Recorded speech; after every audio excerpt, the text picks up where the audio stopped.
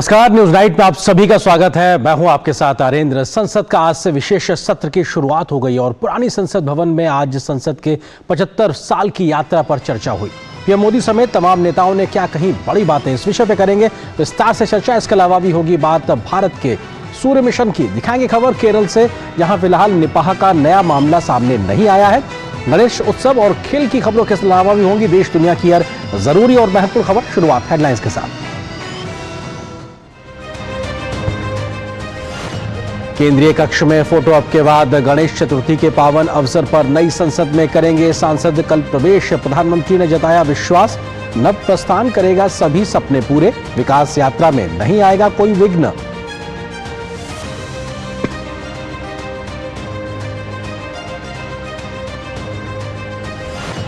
संसद के विशेष सत्र के पहले दिन 75 वर्ष की संसदीय यात्रा पे हुई चर्चा। प्रधानमंत्री ने कहा तमाम आशंकाओं के बीच भारतीय लोकतंत्र बना जन विश्वास और विकास का केंद्र।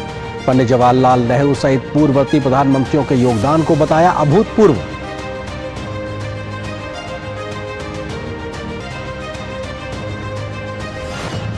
चंद्रयान सहित G20 शिखर सम्मेलन की सफलता को प्रधानमंत्री ने बताया सबके साझा पुरुषार्थ का परिणाम। कहा वेद से विवेकानंद तक भारत के संस्कार सबका साथ।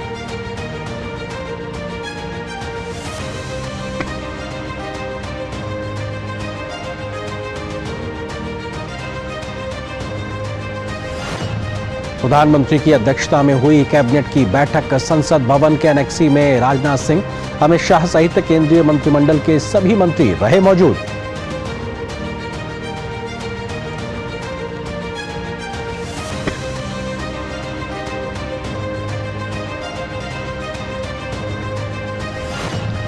केरल में लगातार तीसरे दिन निपाह वायरस का नहीं मिला कोई नया मामला।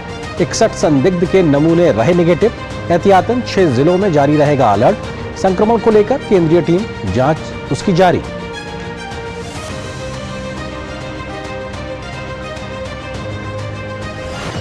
झारखंड के मुख्यमंत्री हेमंत सोरेन की याचिका पर सुनवाई से सुप्रीम कोर्ट का इनकार। ईडी के समन के खिलाफ दी थी याचिका, हाईकोर्ट जाने के दिए निर्देश। भाजपा का आरोप घमंडिया गठबंधन के लोग मचा रहे हैं लूट।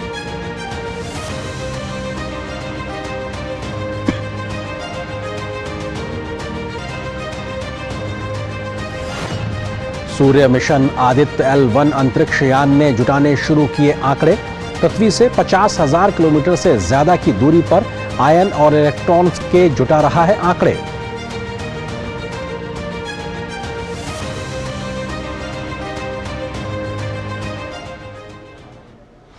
सुर्खियों के बाद में खबरों पर डालते हैं विस्तार से नजर। पुरानी संसद भवन में शुरू हुआ आज से विशेष सत्र के दौरान जब पीएम मोदी ने चर्चा की शुरुआत की तो 7 दशकों के स्वर्णिम लोकतांत्रिक सफर को देश के सामने रखा।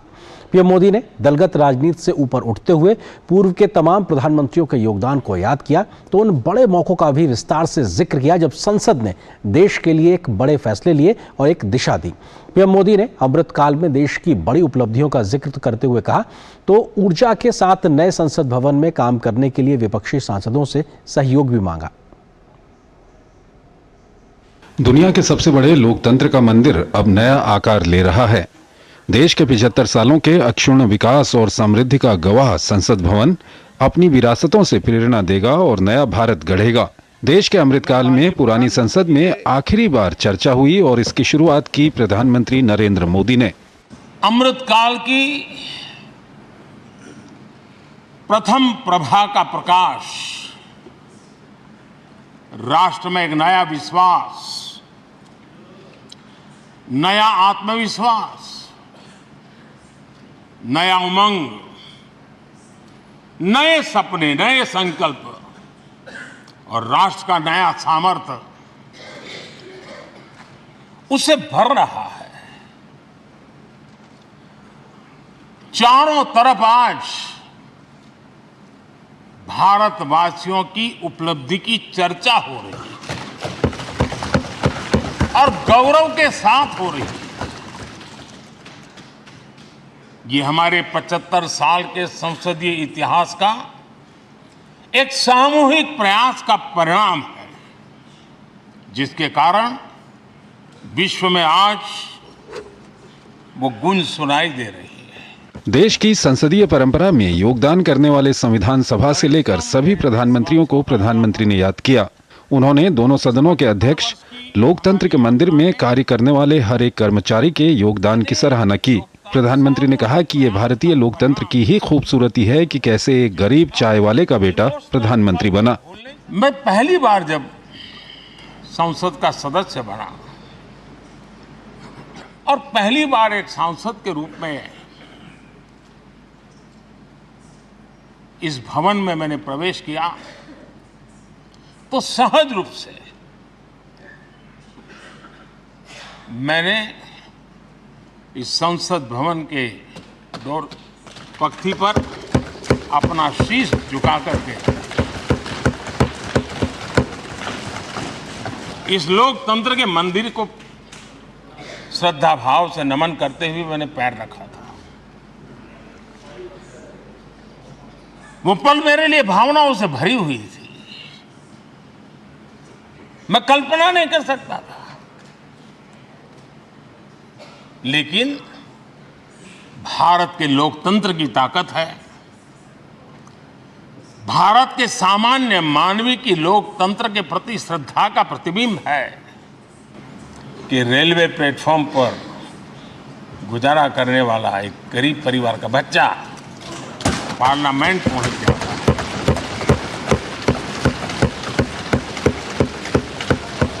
मैंने कभी कल्पना तक नहीं की कि देश मुझे इतना सम्मान देगा, इतना आशीर्वाद देगा, इतना प्यार देगा। सोचा नहीं था अध्यक्ष जी।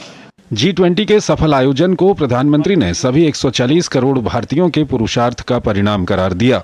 उन्होंने बताया कि भारत की संसद ने नाम से लेकर G20 तक देश की सफलता की सराहना की है और गौरवगान किया है। ये भारत की सफलता है, किसी व्यक्ति की सफलता नहीं है, किसी दल की सफलता नहीं है। भारत इस बात के लिए गर्व करेगा, जब भारत अध्यक्ष रहा उस समय अफ्रीकन यूनियन इसका सदस्य बना। हम सबके लिए गर्व की बात है कि आज भारत विश्व मित्र के रूप में अपनी जगह बना पाया है। पूरा विश्व भारत में अपना मित्र खोज रहा है, पूरा विश्व भारत की मित्रता को अनुभव कर रहा है, और उसका मूल कारण है हमारे जो संस्कार है, वेद से विवेकानंद तक जो हमने पाया है। सबका साथ सबका विकास का मंत्र आज विश्व को हमें साथ लाने में जोड़ रहा है। बीते दशक में अनुच्छेद 370 को हटाकर एक भारत श्रेष्ठ भारत की संरचना को मजबूत करने के योगदान का भी जिक्र प्रधानमंत्री ने किया। सबका साथ सबका विकास का मंत्र, अनेक ऐतिहासिक निर्णय, दशकों से लंबित विषय, उनका स्थायी समाधान भी इसी सदन में हुआ। आर्टिकल 370 ये सदन हमेशा हमेशा गर्व के साथ कहेगा कि सदन के कारण one nation one tax, one nation one tax, GST का निर्णय भी इसी सदन ने किया। One rank one pension, OROP, ये भी इसी सदन ने देखा।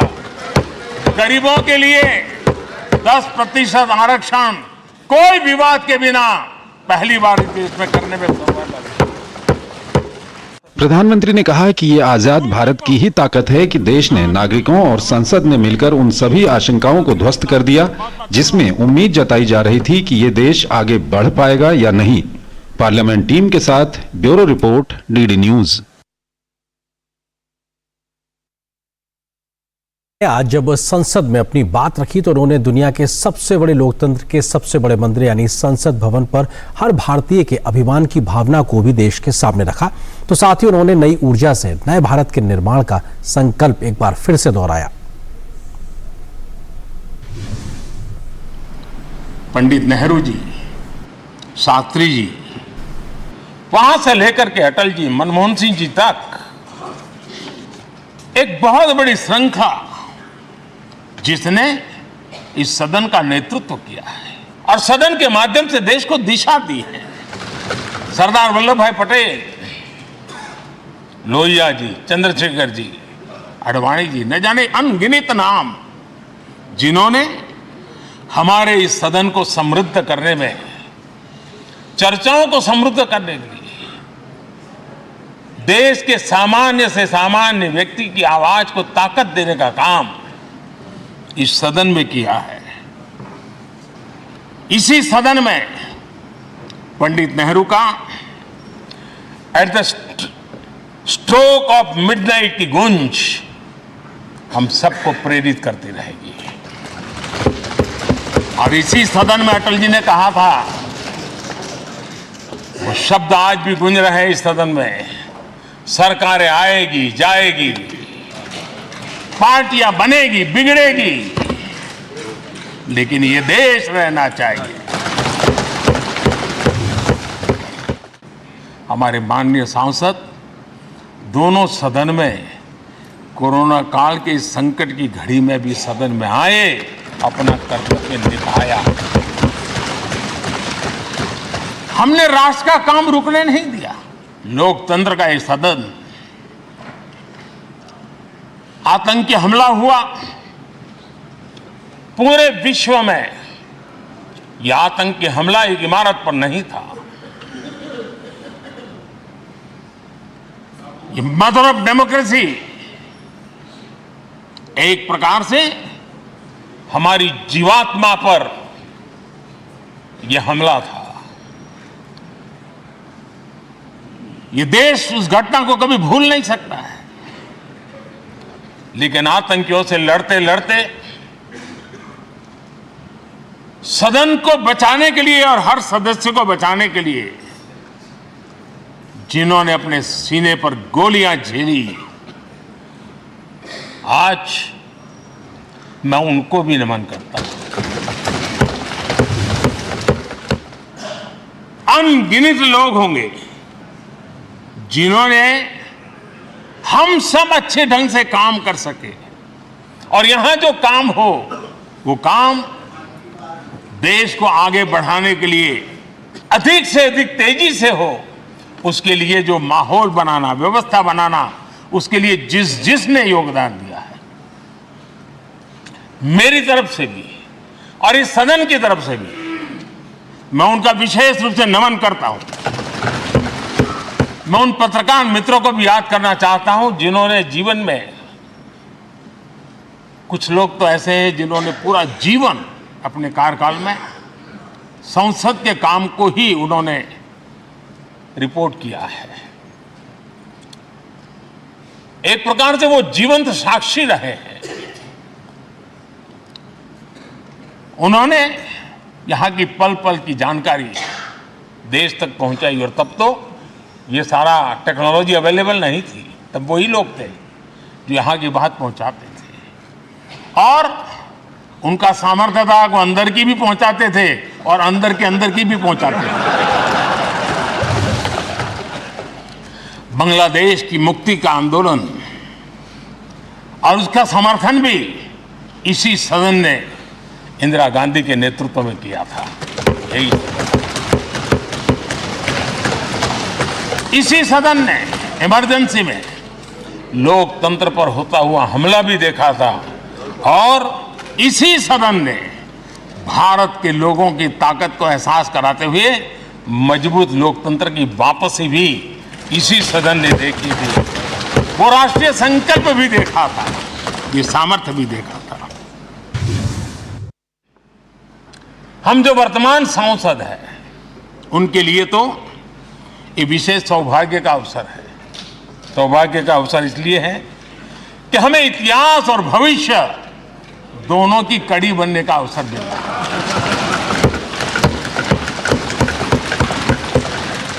कल और आज से जुड़ने का हमें अवसर मिल रहा है, और आने वाली कल निर्माण करने का एक नया विश्वास, नया उमंग, नए उत्साह के साथ हम यहां से विदाई लेने वाले हैं। तो प्रधानमंत्री के संसद में दिए भाषण के जो तमाम मुख्य बिंदु थे उसको भी आपने सिलसिलेवार तरीके से सुना। फिलहाल एक छोटे से ब्रेक के लिए रुकते हैं। होंगे बच्चे स्वस्थ भले फूलेगा बचपन, इन्हें पिलाओ मुगली घुट्टी 555। चाची, कल्याण भव, सुखी भव और सबसे जरूरी आशीर्वाद आयुष्मान भव। वो तो मोदी सरकार सबको दे रही है। देश के धनी आदमी जिस प्रकार से आरोग्य की सेवा प्राप्त कर सकते हैं, अब मेरे देश के गरीब को भी वही सेवाएं उपलब्ध होनी चाहिए। शुरू हो रहा है आयुष्मान भव अभियान 17 सितंबर से। आयुष्मान आपके द्वार का तीसरा चरण।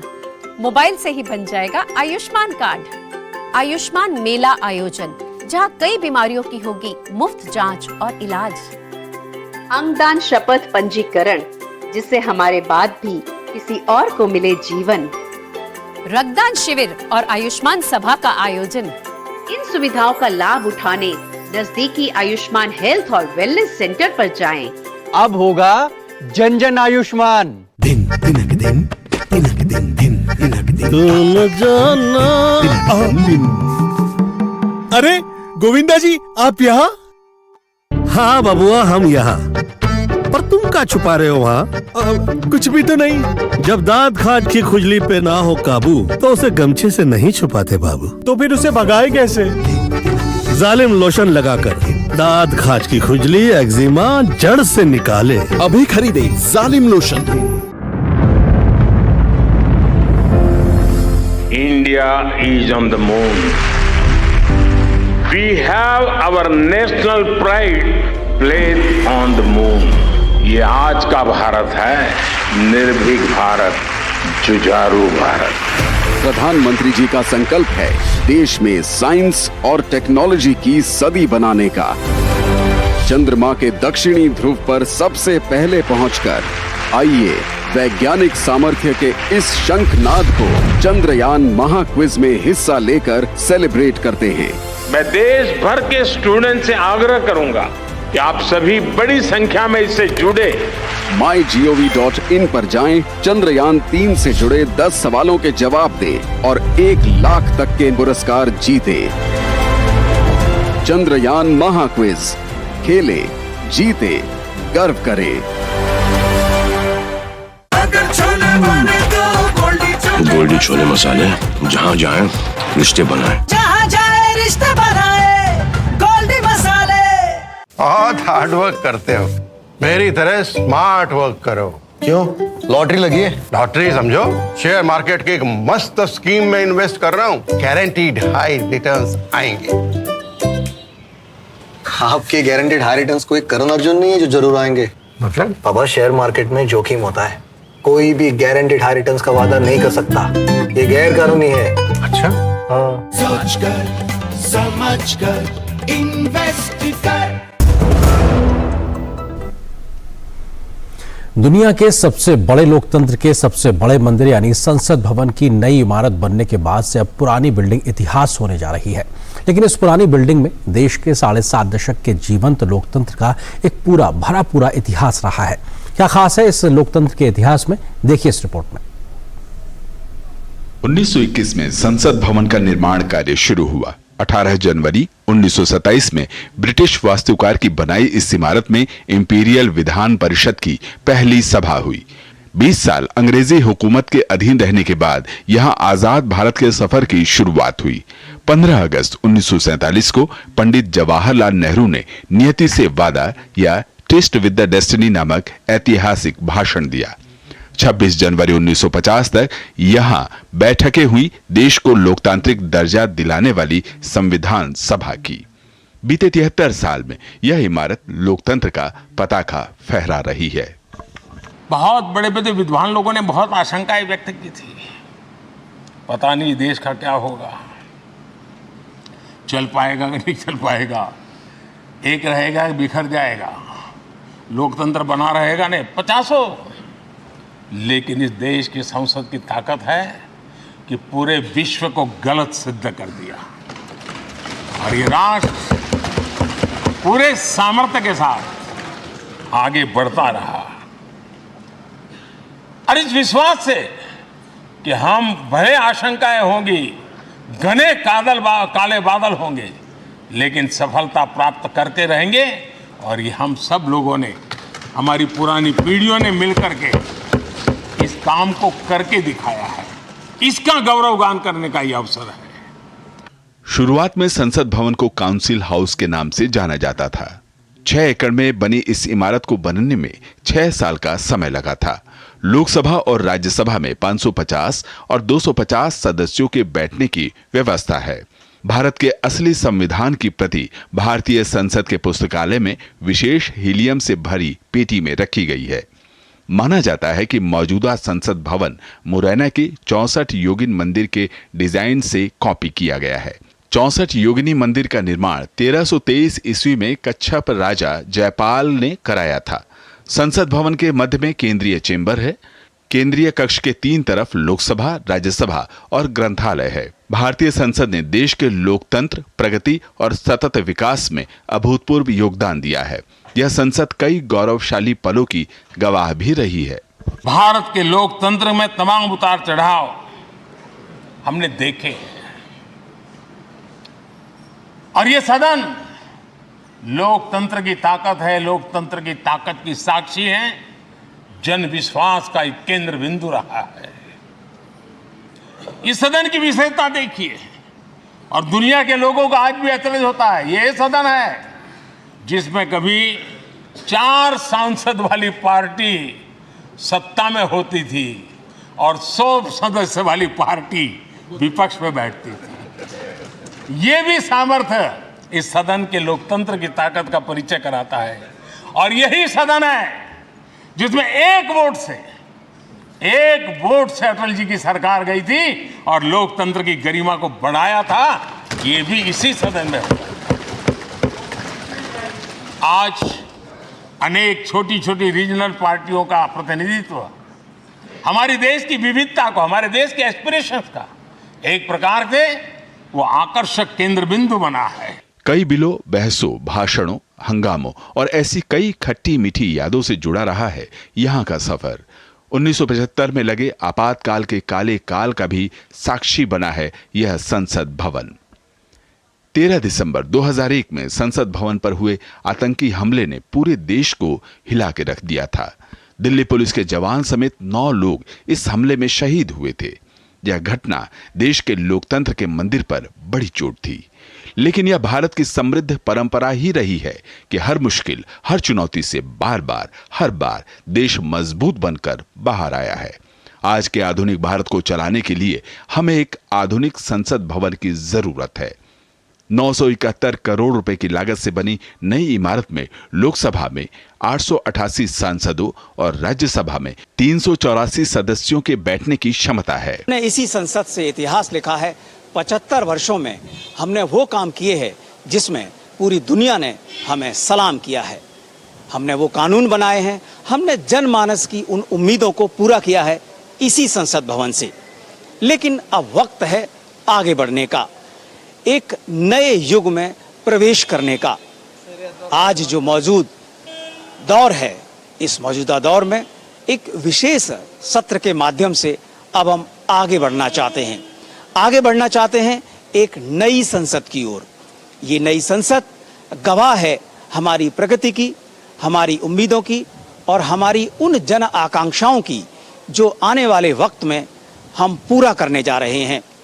आज़ादी के 75 वर्ष पूरे करने के बाद हम इस नई संसद में प्रवेश करेंगे, तब ये संसद गवाह बनेगी एक ऐसे मुल्क को आगे बढ़ाने की जिसमें हम विकसित राष्ट्र की ओर आगे बढ़ेंगे।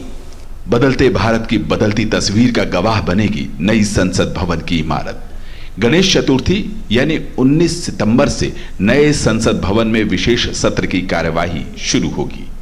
पुरानी संसद भवन को एक स्थायी संग्रहालय में बदला जाएगा। नई इमारत आधुनिक तकनीक से संसद के विशेष सत्र के मौके पर पीएम मोदी के भाषण के बाद तमाम दलों के नेताओं ने उनके विजन की तारीफ की है तो नई संसद भवन में नए भारत के निर्माण को लेकर भरोसा भी जताया है। इस विशेष सत्र में 8 महत्वपूर्ण विधेयक प्रस्तावित हैं तो नई संसद भवन में कार्रवाई शुरू होना भी अपने आप में एक नया इतिहास लिखने जैसा ही है। संसद का 5 दिनों का विशेष सत्र शुरू हो चुका है। मंगलवार को दूसरे दिन संसद भवन के पुराने भवन में फोटो सेशन रखा गया है। फिर उसके बाद संसद के केंद्रीय कक्ष में विशेष समारोह का आयोजन किया जाएगा। इसके बाद नई संसद में प्रवेश होगा। गणेश चतुर्थी के दिन ये नव प्रस्थान नए भारत के सारे सपनों को चरितार्थ करने वाला बनेगा। इसलिए भी ये सत्र छोटा है लेकिन बहुत मूल्यवान है। 19 सितंबर यानी मंगलवार को नए संसद भवन में संसद सत्र की पहली बैठक होगी और 20 सितंबर से नियमित तौर पर नए संसद भवन से कामकाज संपन्न होगा। इस संसद में 9 साल बेमिसाल हुआ है। उसके पहले भी लगातार जब से आजादी के बाद लगभग 75-76 वर्षों से ये संसद गवाह है इस बात का। इस संसद के अंदर कुछ अच्छे भी हुए, कुछ खट्टे भी रहे।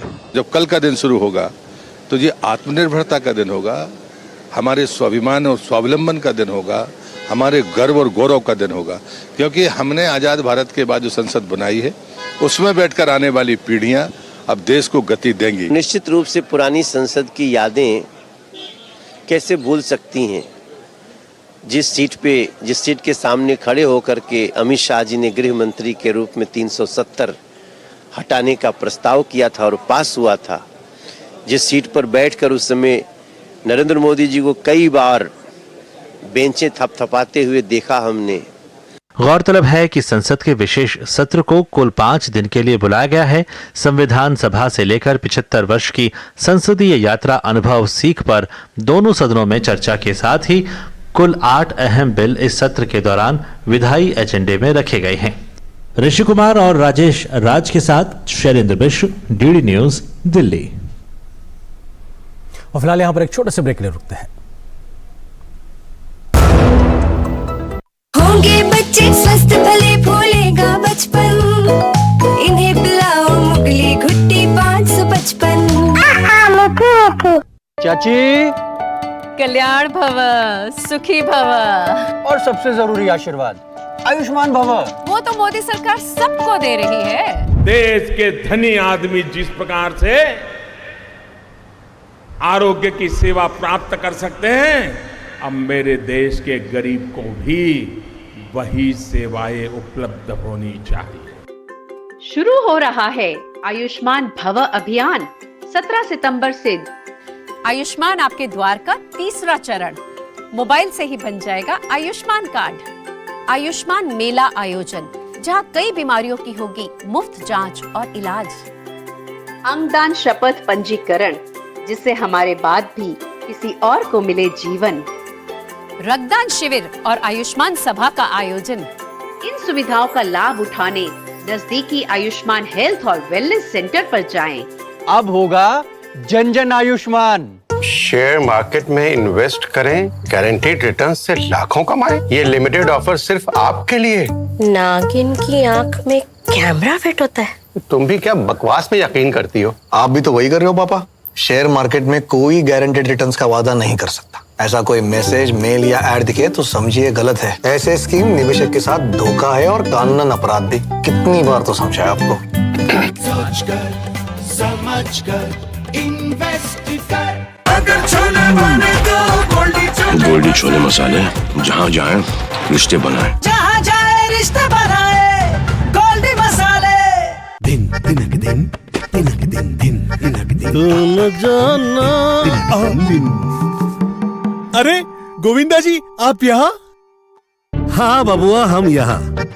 पर तुम क्या छुपा रहे हो वहाँ? कुछ भी तो नहीं। जब दांत खाट की खुजली पे ना हो काबू तो उसे गमछे से नहीं छुपाते बाबू। तो फिर उसे भगाए कैसे? जालिम लोशन लगाकर दांत खाज की खुजली एक्जिमा जड़ से निकाले। अभी खरीदे जालिम लोशन।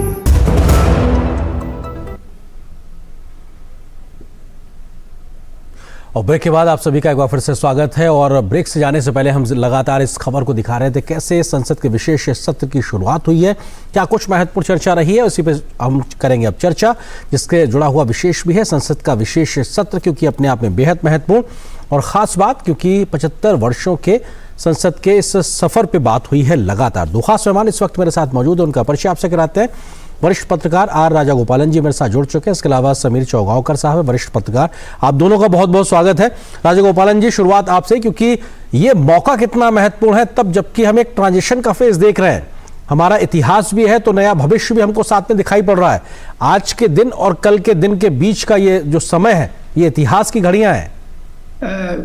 सिंह साहब, मैंने कम से कम 1977 से ये पार्लियामेंट कवर करते आ रहे हैं। मुझे लगता है मैं उनकी विदाई करने में मुझे दुख आ जाते हैं, क्योंकि कम से कम जैसे प्रधानमंत्री साहब वर्णन किया है, इधर अच्छा हुआ, खट्टा मीठा हुआ, टोका टाकी होगा, लेकिन मुझे 2-3 चीज आज रात से कल सवेरे तक, कल 1:15 पर ये लोग प्रस्थान करेंगे नए संसद भवन का। सवेरे फोटो सेशन भी है, ऑल लोकसभा राज्यसभा दोनों मिल करके अच्छी तरह विस्तार से फोटो लेने वाले हैं। ये कभी भूल नहीं सकते, क्योंकि 100 साल के पहले ये बिल्डिंग बनाए थे। कल से नया बिल्डिंग, क्योंकि ये नरेंद्र मोदी का सपना था, भाजपा का पॉलिटिकल पार्टी का सपना था, नया पार्लियामेंट बिल्डिंग बनाएंगे 3 साल में खत्म। इतना लड़ाई, लीगल इम्प्लीकेशंस, सुप्रीम कोर्ट गया, इधर गया उधर गया, लेकिन कल विनायक चतुर्थी में पार्लियामेंट शुरू हो रहा है। इसीलिए तो अटल बिहारी वाजपेयी हमेशा शुरू करने टाइम पर मैं एक देखा उनसे खासियत, श्री गणेशाय नमः बोलते थे। तो आज ये नए संसद भवन श्री गणेशाय नमः का साथ कल इनका इनॉग्रेशन हो रहा है, विनायक चतुर्थी। लेकिन मुझे लगता है सिंह साहब, प्राइम मिनिस्टर आज एक स्टेट्समैन तरह बोला था, उन्होंने किसी को नहीं छोड़ा, सेंट्रल हॉल को मुख्यत्व दिया, इंपॉर्टेंस दिया सेंट्रल हॉल में। सेंट्रल हॉल में क्या क्या हुआ, पत्रकार आकर के बैठते थे, एक्स एमपी आकर के बैठते थे, एक्स गवर्नर आकर के बैठते थे, सब कुछ वर्णन करने के बाद उन्होंने जो वर्बैटिम रिपोर्टर्स है सामने बैठते उनको भी याद किया, पुराना सेक्रेटरी जनरल को याद किया। आज फर्स्ट टाइम प्रधानमंत्री जवाहरलाल नेहरू का जिक्र करके सारा प्रधानमंत्री के एक एक शब्द बोल करके छोड़ा। मुझे लगता है आज प्रधानमंत्री का स्पीच ऐसे पत्रकार, मुझे लगता है एक सल्यूट का प्राप्त है। में राजनीतिक जो दलगत राजनीति होती है उससे ऊपर उठकर लोकतांत्रिक भावना साफ तौर से दिखाई पड़ी, और किस तरह से तमाम पूर्व के प्रधानमंत्रियों का जो योगदान है उसके लिए साफ तौर से उनका खुले दिल से स्वागत करना ये दिखाता है कम से कम भारतीय लोकतांत्रिक व्यवस्थाएं, परंपराएं इसी के लिए जानी जाती रही हैं। मुझसे पूछा है आपने? जी समीर जी। हाँ, मुझे लग रहा है कि प्रधानमंत्री नरेंद्र मोदी का आज का जो भाषण था वो ऐतिहासिक भाषण रहा है। आप देखिए, प्रधानमंत्री मोदी ने जवाहरलाल नेहरू का जिक्र किया, इंदिरा गांधी का जिक्र किया, लाल बहादुर शास्त्री का जिक्र किया, अम्बेडकर जी का जिक्र किया, और कई नेताओं का जिक्र किया जिनकी भूमिका रही है। प्रधानमंत्री मोदी ने बहुत स्पष्ट कहा कि हमारे खट्टे मीठे अनुभव रहे, यह एक साझा विरासत रही है जहां पर हमने कई बहुत उपलब्धियां भी हासिल की है और कई ऐसी घटनाएं भी घटी है जो प्रजातंत्र के लिए कलंकित करने वाली रही है। मुझे लग रहा है उन्होंने इंदिरा गांधी के बांग्लादेश के विभाजन का जिक्र किया तो इमरजेंसी का भी जिक्र करके किया और बताया कि इमरजेंसी के बाद देश की प्रजातंत्र में जनता ने किस तरीके से सरकार को उठाकर दूसरी सरकार लेकर आई थी। तो मुझे लग रहा है कि आज के प्रधानमंत्री को विपक्ष को बहुत ध्यान से सुनना चाहिए था। उसके बाद भी आप देखिए कि आज विपक्ष उसके बाद भी प्रधानमंत्री के भाषण के बाद भी राज्यसभा के अंदर G20 का G2 करके वो विवाद खड़ा करने की कोशिश कर रहा था। आज राजनीति का दिन नहीं था, आज तो 75 साल के संसद के इतिहास का था, मदर ऑफ डेमोक्रेसी का दिन था। आज इस सदन को छोड़कर कल नए लोकसभा की बिल्डिंग में सारे सांसद शिफ्ट होंगे। मुझे लग रहा है ये पक्ष और विपक्ष की बात नहीं थी, ये देश के सांसदों की बात थी।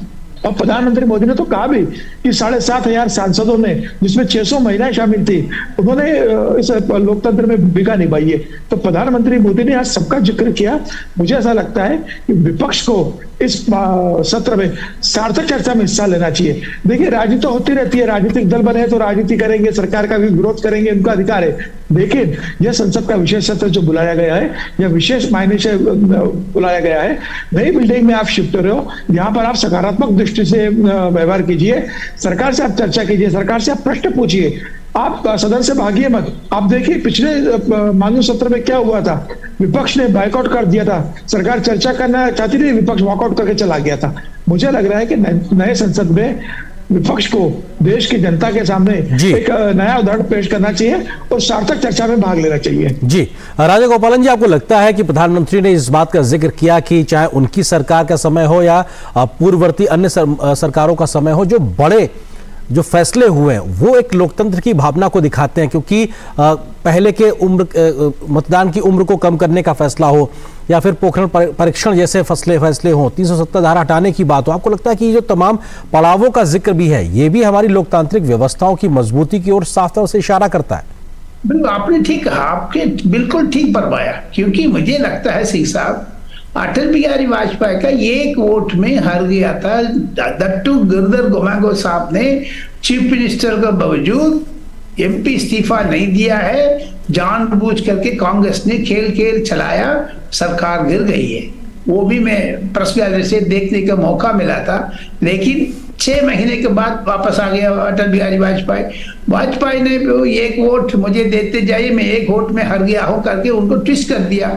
सेकंड थिंग, इसी पार्लियामेंट में जैसे गंभीर साहब ने भी बोला, पार्लियामेंट में मजाक उड़ाया अपोजिशन पार्टीज ने आकर के, सच्चाई से दूर, जो भी झूठ बोलने में भी मुझे डर लगता है। कल कांग्रेस हमसे भी बाइकआउट करेगा, आपको भी बाइकआउट करेगा, लेकिन कांग्रेस ने जो सत्ता में बैठ करके अपोजिशन में बात करके अपोजिशन में ये भी बोला था, मुझे लगता है राहुल गांधी ने आकर के झूठ बोला ना जी राफेल के बारे में, वो भी प्रश्न चिन्ह उठाया। So therefore my understanding is Singh साहब, जो 2019 में जीत करके आए एमपी, 544 एमपी प्लस राज्यसभा में अभी इस टर्म में है, वो दोनों लकी है। कम से कम 750 एमपी लकी एमपी है, क्योंकि ये आज नए पुराना भवन में बैठे थे, कल सवेरे नए भवन में जाएंगे। मैं देखने का मौका मिला, 100 तो 200 एमपी अपने आप सेल्फी लेते, फोन पकड़ा, खुद अपने आप सेल्फी ले रहे, नए बिल्डिंग के सामने, पुराना बिल्डिंग के सामने। मैं एक तमिल एमपी से जाकर के पूछा था ये क्या है, वो कह रहे ना this what we have done is remarkable. Narendra Modi ने अच्छा करके दिया, इतना बड़ा ये मंजिल बना दिया, जो पंचायत डेमोक्रेसी का एक पंचायत पब्लिक का बढ़ा दिया, लोकसभा राज्यसभा का श्रेय जाते हैं नरेंद्र मोदी का, क्योंकि वो विचित्र बन गया। 6 द्वार है, प्लस सबको एनिमल का नाम रखा है, तो उनकी जो वास्तु को प्रभाव किया है। It's a very great event. मुझे लगता है मैं पुराना बिल्डिंग को मिस करूंगा, क्योंकि मैं उनकी एक ईंट को मैं जानता हूँ। जैसे मैं इस कायदा किया है, मुझे सो इमोशनल भी हो जाते हैं, पुराना बिल्डिंग से नए मकान में जाने में खुशी भी होते हैं। जी बिल्कुल, और निश्चित तौर से ये जो बात आप पर्सनल एक्सपीरियंस से कहा जाए, फीलिंग्स का जिक्र कर रहे हैं, ये बहुतों के साथ है जिन लोगों ने उस बिल्डिंग के साथ रहा है, लेकिन निश्चित तौर से वो एक संग्रहालय के तौर पर रहेगी, ये महत्वपूर्ण चीज है। जी समीर जी, मैं आप ही के पास आ रहा हूं। आपको लगता है कि प्रधानमंत्री ने इस बात का भी जिक्र किया कि संसद ने, लोकतांत्रिक व्यवस्थाओं ने किस तरह से बीते 75 वर्षों में देश की राष्ट्रीय अस्मिता के साथ साथ क्षेत्रीय जो भावनाएं हैं उनको भी समाहित रखा है। क्षेत्रीय दलों का उन्होंने जिक्र किया और कहा कि साहब यही भारत की विविधता है, जो लगातार इन 75 वर्षों में जीवंत तरीके से सुदूर इलाकों से आ रहे लोगों को, भावनाओं को यहां तक रखती रही है, उनकी आवाज को मुखर करती रही है। आपको लगता है कि यह भी हमारे 75 वर्ष के इस सफर का एक बड़ा अंग है? इसमें कोई दो राय नहीं है। आप देखिए छोटे छोटे प्रदेशों से, नागालैंड है, मेघालय है, आसाम है, दूर दराज के प्रदेशों के सांसद आते थे, प्रधानमंत्री से प्रश्न पूछते थे। आज पूरे देश के 543 सांसद वहां बैठ के देश की आवाज थी। प्रजातंत्र में जनता उन्हें चुनकर वहां भेजती है। मदर ऑफ डेमोक्रेसी है भारत। आज भारत की विविधताओं के देश के अंदर संसद की आवाज गूंजती थी। सभी जात पात के ऊपर, सभी धर्म के ऊपर सब लोग वहां इकट्ठे होते थे और देश के कानून बनाने का काम करते थे और देश को कैसे 21वीं सदी में ले आया जाए, देश को कैसे आगे बढ़ाया, इस पर चर्चा होती थी। आप देखिए प्रधानमंत्री मोदी ने सब चीजों का जिक्र करा। उन्होंने आज जवाहरलाल नेहरू का जिक्र करा कि उनका जो रात को मिडनाइट में जो स्पीच हुई थी उसका उन्होंने जिक्र कहा, इंदिरा गांधी के आपातकाल भी जिक्र किया। और मुझे ऐसा लगता है कि प्रधानमंत्री मोदी जब 2014 में आए थे तो उन्होंने पहली बार जब पार्लियामेंट में एंटर कर रहे थे तो उन्होंने अपना सर उसके दरवाजे पर रखा, पूरा झुक के प्रणाम किया। आज बात का उन्होंने जिक्र किया। प्रधानमंत्री इस बात को समझते थे कि ये बिल्डिंग पुरानी हो चुकी है, आने वाले समय में और सांसद बढ़ेंगे और नई संसद बनना चाहिए जहाँ हाईटेक टेक्नोलॉजी से लैस हो, जहाँ सांसद और बढ़िया तरीके से काम कर सके देश के हित के अंदर। और उन्होंने अकल्पनीय समय के अंदर इतने कम समय में इतनी बढ़िया बिल्डिंग बना के देश को दी है। और सिर्फ ऐसा ही नहीं कि संसद भवन नया बना के दिया, आप देखिए अभी G20 हुआ था, भरतनाट्यम की बिल्डिंग बना के दी है। यशोभूमि कल द्वारका में उन्होंने उद्घाटन किया, ऐसा बड़ा कन्वेंशन सेंटर बना के दिया है, 250 एकड़ में बना है वो। और भारतनाट्यम तो 150 एकड़ में बना है, 125-130 एकड़ में बना है। मुझे लग रहा है प्रधानमंत्री मोदी का ये विजन आने वाले 100 सालों का विजन है। उन्होंने कहा कि जब 2047 में भारत के 100 वर्ष पूरे होंगे तो एक विकसित भारत के रूप में होना चाहिए। और ऐसा तो नहीं है कि भारतीय जनता पार्टी के लिए बनाए, सरकारें आती जाती रहेंगी, पार्टी आती जाती रहेंगी, ये देश की धरोहर बनी है। आने वाले नेता जब यहाँ आएंगे तो प्रधानमंत्री मोदी को याद करेंगे कि उनकी विजन के कारण एक इतना भव्य लोकसभा बनाए। बिल्कुल, और एक इतिहास, एक तरीके से इतिहास लिखा गया। बिल्कुल। राजगोपालन जी, आपको लगता है कि मुश्किल वक्त बीते 75 वर्षों में जब कभी भी देश के सामने आया तो संसद की एकजुटता ने भी देश को एक बड़ा संदेश दिया है और तमाम ऐसे मौके आए हों, चाहे संसद पे आतंकी हमले की बात हो या कोविड का समय हो या उससे पहले भी हमने तमाम ऐसे मौके देखे। आपको लगता है कि वो संदेश भी हमारे इस 75 वर्षों के सफर में एक बड़ा जीवंत उदाहरण है? बिल्कुल बिल्कुल, आपने ठीक फरमाया, बिल्कुल है। क्योंकि ये कोरोना टाइम पर जो मोदी साहब ने भी, प्रधानमंत्री ने भी जिक्र किया था उस दुर्घटना का टाइम पर कितना मुश्किल से हम लोग उबर के आया। मोदी साहब ने ये भी इंटरेस्टिंग बात बताई, मास्क पहन करके आ गया था, दूर दूर बैठे थे। So that was my understanding of today's prime minister speech and new parliament. बिल्कुल महत्वपूर्ण है, चरित्र बनाया, वी क्रिएटेड हिस्ट्री टुडे। मुझे लगता है आज आप देखिएगा कैबिनेट मीटिंग भी, उधर लास्ट कैबिनेट मीटिंग उधर हुआ है, अभी खत्म हो गया, लेकिन no press briefing, no press release. That means something. प्रधानमंत्री आते वक्त सवेरे न्यूज़पेपर रूप में मैं कह रहा हूं, जो ऐसे न्यूज़पेपर पर्सन, मुझे लगता है प्रधानमंत्री ने एकदम चौका मारा आज सुबह, आ करके बोल दिया जबरदस्त आने वाले हैं करके। पूरा दिन प्रेस वाला सिर फट रहे थे। अभी देखो कैबिनेट मीटिंग है, कैबिनेट मीटिंग का ब्रीफिंग भी नहीं है, क्योंकि वो स्वाभाविक रूप से पार्लियामेंट सेशन टाइम पर प्रेस ब्रीफिंग नहीं करते हैं सरकार। सो इसमें लीक भी करते हैं, वो लीक भी नहीं है इस बार जी। वो तो इन टोटालिटी मुझे लगता है, बिल्कुल मुझे दुख आ रहा है सिंह साहब, नए पार्लियामेंट का मेरा घर का तरह माना था। Now we are going to do a new sitting.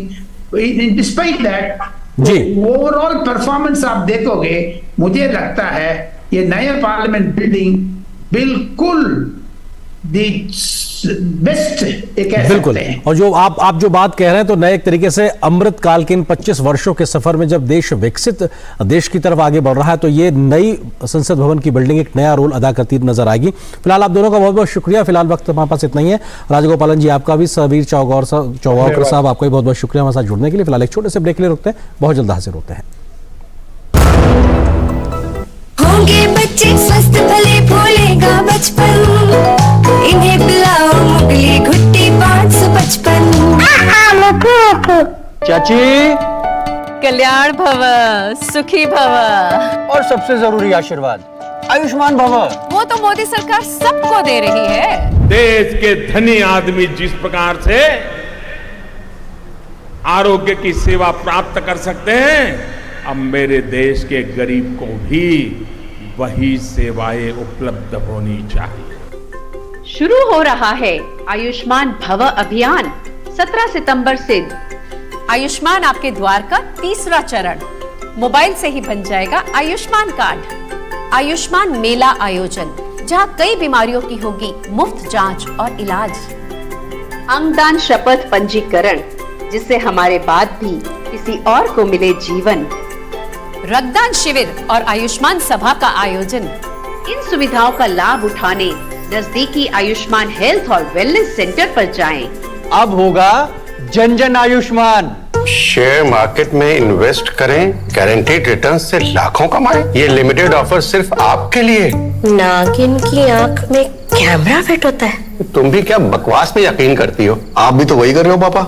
Share market में कोई गारंटीड रिटर्न्स का वादा नहीं कर सकता। ऐसा कोई मैसेज, मेल या ऐड दिखे तो समझिए गलत है। ऐसे स्कीम निवेशक के साथ धोखा है और कानूनन अपराध भी। कितनी बार तो समझाया आपको।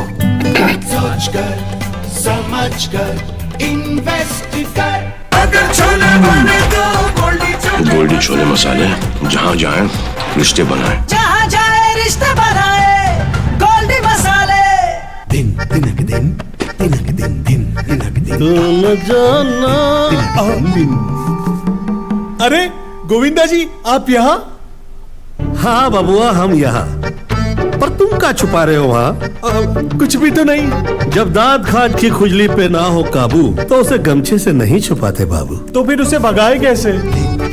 जालिम लोशन लगाकर दांत खाज की खुजली, एक्जिमा जड़ से निकाले। अभी खरीदे जालिम लोशन।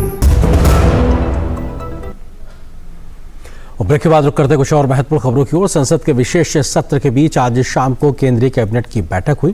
कैबिनेट की बैठक संसद की एनेक्सी बिल्डिंग में संपन्न हुई।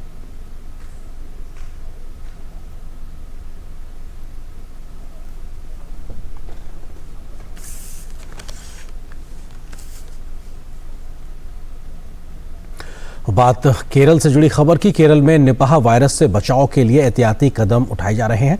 केरल की स्वास्थ्य मंत्री ने स्थिति की समीक्षा करने के लिए बैठक की है। आज वहां परीक्षण के दौरान सभी नमूने नेगेटिव पाए गए। कोझिकोड जिले में लगातार तीसरे दिन कोई नया मामला सामने नहीं आया है। वहीं उच्च जोखिम वाले 61 लोगों के नमूने भी नकारात्मक पाए गए हैं। इस बीच प्रारंभिक जांच से सामने आया है कि सभी रोगी पहले रोगी से संक्रमित हुए थे। इस बीच केंद्रीय टीमों द्वारा स्थानीय चमगादड़ों के नमूनों का भी परीक्षण कराया जा रहा है।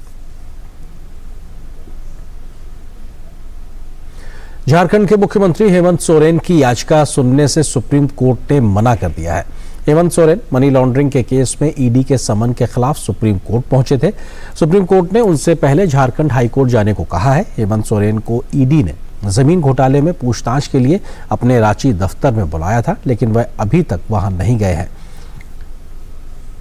इस बीच भाजपा ने हेमंत सोरेन पर निशाना साधते हुए उन पर भ्रष्टाचार का आरोप लगाया है। भाजपा प्रवक्ता सैयद जफर इस्लाम ने कहा कि हेमंत सोरेन नाम बदलकर प्रॉपर्टी खरीदते हैं और जब ईडी पूछताछ करती है तो कहते हैं कि उनका इससे कोई संबंध नहीं है। हेमंत सोरेन जो इंडिया अलायंस के मेंबर हैं, घमंडिया गठबंधन के साथी हैं और उन्होंने घुटने टेक दिए हैं जो दिल्ली में सरगना लोग हैं, जिन्होंने परिवारवाद को बढ़ाया है, जिन्होंने तुष्टीकरण को बढ़ाया है, जिन्होंने करप्शन को बढ़ाया है, उनके सामने घुटने टेक दिए हैं और उनके आदेशों पर प्रदेश को लूट रहे हैं। एक उर्दू में कहावत है, दश्त दश्त ना छोड़े हमने, बहरे जुल्मात में दौड़ा दिए घोड़े हमने। मतलब कि किसी भी जगह चप्पा चप्पा जहां भी कमाई का जरिया था उन्होंने छोड़ा नहीं और हर जगह पर उन्होंने कमाई की। जब इनसे ईडी पूछताछ करती है तो ये कहते हैं कि हमारी जमीन नहीं है, ये इसके बारे में जानकारी नहीं देते। लेकिन सूर्य के अध्ययन के लिए लॉन्च किए गए आदित्य L1 ने वैज्ञानिक डेटा भेजना शुरू कर दिया है। इस बात की जानकारी भारतीय अंतरिक्ष अनुसंधान संगठन इसरो ने दी है। अंतरिक्ष यान में लगे STEPS उपकरण के सेंसर ने पृथ्वी से 50,000 किलोमीटर से अधिक दूरी पर सुपर थर्मल और ऊर्जावान आयंस और इलेक्ट्रॉन्स को मापना शुरू कर दिया है। इसरो के मुताबिक यह डेटा वैज्ञानिकों को पृथ्वी के आसपास के कणों के व्यवहार का विश्लेषण करने में मदद करता है। यह आंकड़ा ऊर्जावान कण वातावरण में भिन्नता को प्रदर्शित करते हैं जो भेजे गए उपकरणों की किसी एक इकाई द्वारा एकत्र किया गया है। आदित्य L1 का अगला पड़ाव सूर्य के ऑर्बिट में स्थापित होने का है। 19 सितंबर को अंतरिक्ष यान पृथ्वी की कक्षा को छोड़कर सूर्य के ऑर्बिट की तरफ अग्रसर होगा।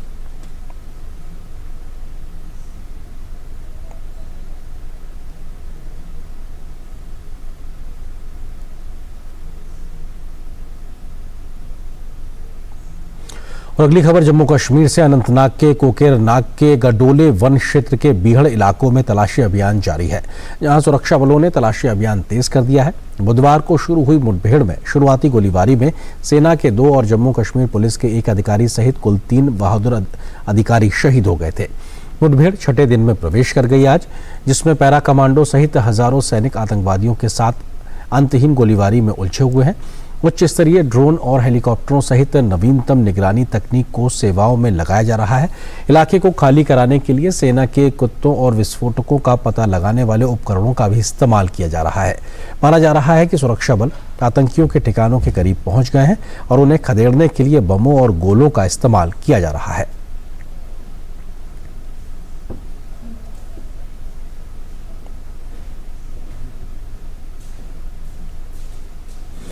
कर्नाटक में होयसला साम्राज्य के मंदिर यूनेस्को की विश्व धरोहर के रूप में सूचीबद्ध हो गया है। यह भारत में 42वीं यूनेस्को साइट है। कर्नाटक स्थित वेलूर, हलेबीड और सोमनाथपुरा के होयलस मंदिर भारत के सांस्कृतिक वैभव के प्रतीक हैं। भगवान शिव को समर्पित होयलस मंदिर का निर्माण राजा विष्णुवर्धन के एक अधिकारी केतुमल्ला सेट्टी ने कराया था। पश्चिम बंगाल के शांति निकेतन को विरासत स्थल के रूप में सूचीबद्ध किए जाने के एक दिन बाद होयसला साम्राज्य के मंदिरों को यूनेस्को की विश्व धरोहर में शामिल किया गया है।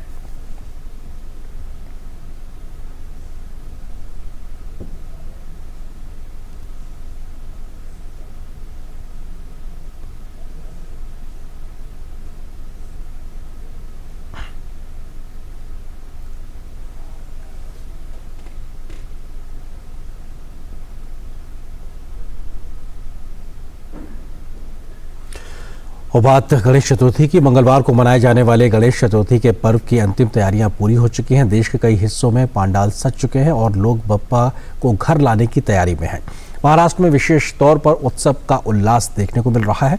महाराष्ट्र, तमिलनाडु, कर्नाटक सहित दिल्ली में अंतिम तैयारियां पूरी हो चुकी है। बप्पा की मूर्ति कहीं इको फ्रेंडली है तो कहीं पंडाल में चंद्रयान 3 की सफलता भी नजर आ रही है।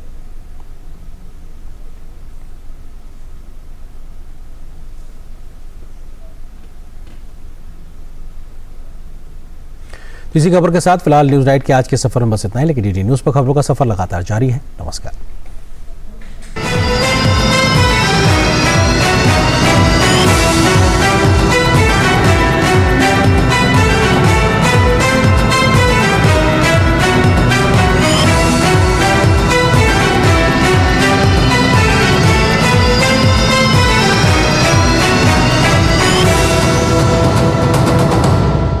न्यूज नाइट के प्रायोजक थे वंडर सीमेंट। जब दिल में हो जज्बात तभी होती है